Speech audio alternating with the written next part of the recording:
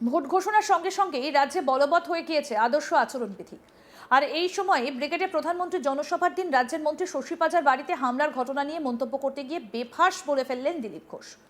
শনিবার 14ই মার্চ শশী পাজার বাড়িতে হামলা প্রসঙ্গে বলতে গিয়ে দিলীপ ঘোষ জানান, আপনারা হাত লাগান, কলকাতায় ঠুকতে পারলে সারা বাংলায় ঠুকতে পারে। শশী পাজা বলছেন, বাসে করে লাঠি, ইট, বোমা এসব নিয়ে আসা হয়েছিল। এই প্রশ্নের জবাবে দিলীপ ঘোষ বলছেন, বোমা বন্দুক সব আনবো, গুন্ডাদের সঙ্গে লড়ার জন্য কি আছে? উনি দেখেছেন বোম ছিল কোথায়, লাঠি ছিল কোথায়। ওনারা দুটো ঢিল মারবেন, বিজেপির লোকেরা পালিয়ে যাবে, যা হয় সেই বিজেপি নয়, বিজেপি পাল্টে গিয়েছে। এবং এটাও জেনে রাখুন, কাল মাননীয় প্রধানমন্ত্রী বলছেন, সবকা সাথ, সবকা বিকাশ, সবকা হিসাব। হিসাব মানে শুধু টাকার হিসেব নয়, এতদিন যা গুন্ডামি মারপিট করেছেন সব হিসাব চুকতে হবে। সাবধান থাকুন, যদি শশী পাজার বাড়িতে অ্যাটাক হতে পারে, কালীঘাটেও অ্যাটাক হতে পারে, মদন মিত্র বা চেতলার বাড়িতে অ্যাটাক হতে পারে, আর এটা হবেও ভোটের আগে, জেনে রাখুন। কি বললেন দিলীপ ঘোষ, শুনবো। যদি শশী বাজার বাড়িতে অ্যাটাক হতে পারে, কালীঘাটেও অ্যাটাক হতে পারে, মদন মিত্রে বা চেতলার বাড়িতেও অ্যাটাক হতে পারে, আর এটা হবেও ভোটের আগে, জেনে রাখুন। কলকাতার বুকে যদি আমরা ঠুকতে পারি, সারা পশ্চিমবঙ্গে ঠুকতে পারি, ঠুকবো।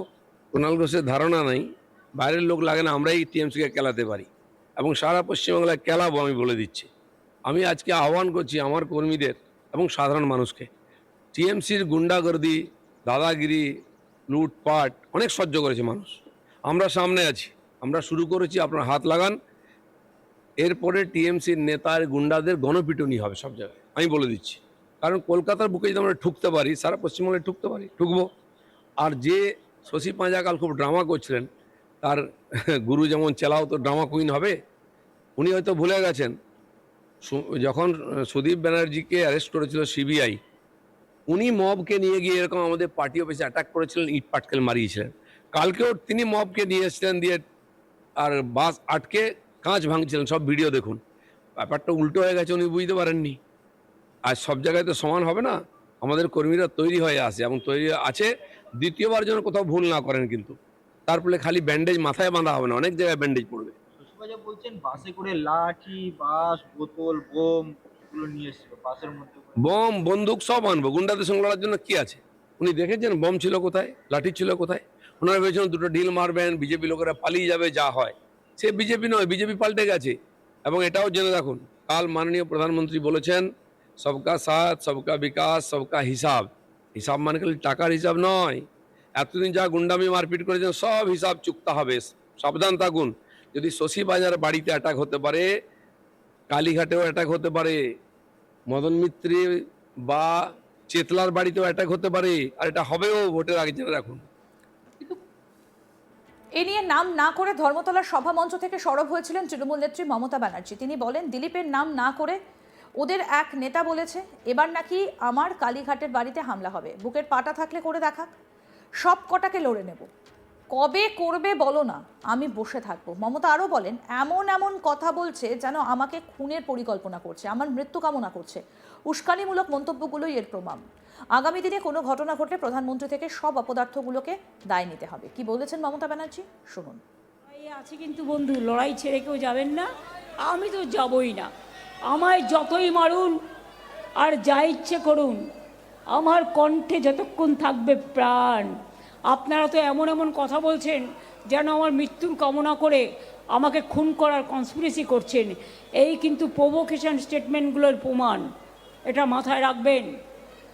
এটা যখন করছেন মাথায় রাখবেন, আগামী দিন যদি কোনো ঘটনা ঘটে তার জন্য প্রধানমন্ত্রী থেকে এই অপদার্থগুলোর সব কটাকে দায়িত্ব নিতে হবে, দায়বদ্ধতা নিতে হবে। আর সংবাদ মাধ্যমকে রিকোয়েস্ট করব, এই অসামাজিক কাজকে দয়া করে কেউ স্বীকার করবেন না। দিলীপ ঘোষের এই মন্তব্যকে যে মোটেও হালকাভাবে নেয়নি তৃণমূল, তার প্রমাণ মিলল। জাতীয় নির্বাচন কমিশনের কাছে এই বিষয়ে নালিশ ঠুকেছে তৃণমূল। আমাদের প্রতিনিধি সুজয় ঘোষ কি প্রতিবেদন তুলে ধরেছেন, দেখবো এবার। শশী পাঁজার বাড়ির পর এরপর কালীঘাটের বাড়িতেও হুমকি হতে পারে। আমরা দেখলাম যে প্রধানমন্ত্রী নরেন্দ্র মোদীর যেদিন ব্রিগেড সভা ছিল, সেদিন তৃণমূল কংগ্রেসের একেবারে হেভিওয়েট মন্ত্রী শশী পাঁজার তার গিরিশ পার্কের বাড়িতে আমরা দেখলাম একটা হামলার ঘটনা ঘটল। তৃণমূল কংগ্রেসের পক্ষ থেকে অভিযোগের তীর পুরোপুরি বিজেপির দিকে। ব্রিগেড সভায় যে সমস্ত বিজেপি কর্মী সমর্থকরা এসেছিল তারাই হঠাৎ করে শশী পাঁজার বাড়িতে চড়াও হয় বলে অভিযোগ করে মন্ত্রী শশী পাঁজা। তারপর তৃণমূল কংগ্রেসের পক্ষ থেকে তৃণমূল ভবনে সাংবাদিক বৈঠক করে যারা আহত হয় তাদেরকে নিয়ে শশী পাঁজা তিনি কিন্তু একেবারে সাংবাদিক বৈঠক করেন। অন্যদিকে আমরা দেখলাম যে সেই শশী পাঁজার বাড়িতে হামলার পর 9 জনকে বিজেপি কর্মী সমর্থক তাদেরকে গ্রেপ্তার করে কলকাতা পুলিশ, এবং বিজেপির উত্তর কলকাতা জেলা সভাপতি তমগ্ন ঘোষও গুরুতর আহত হয়, তিনিও হাসপাতালে ভর্তি ছিলেন।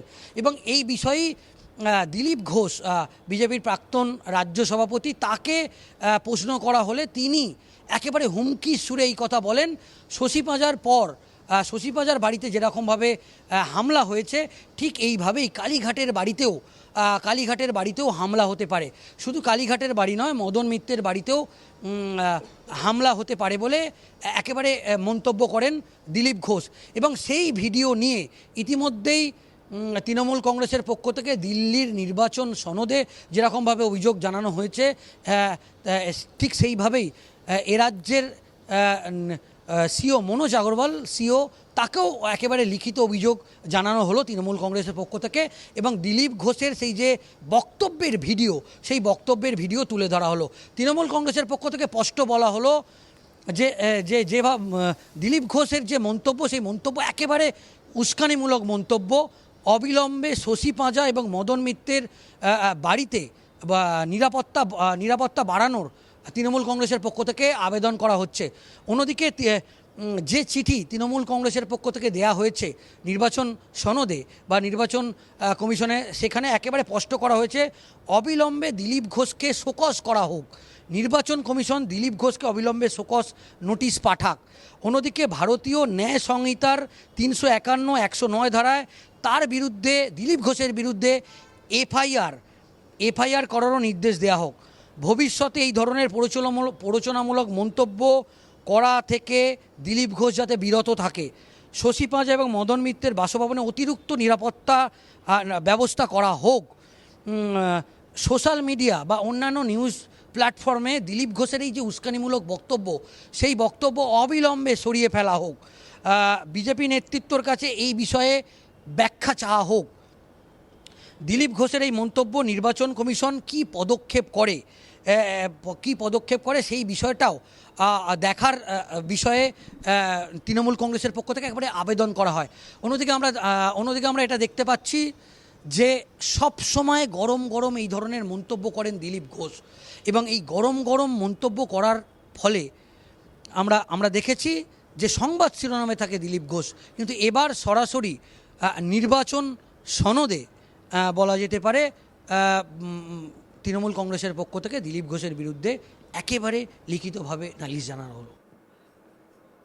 আরও আপডেট পেতে দেখতে থাকুন আজ তাক বাংলা। সাবস্ক্রাইব করুন, নোটিফিকেশন পেতে বেল বাটন অপশন প্রেস করুন।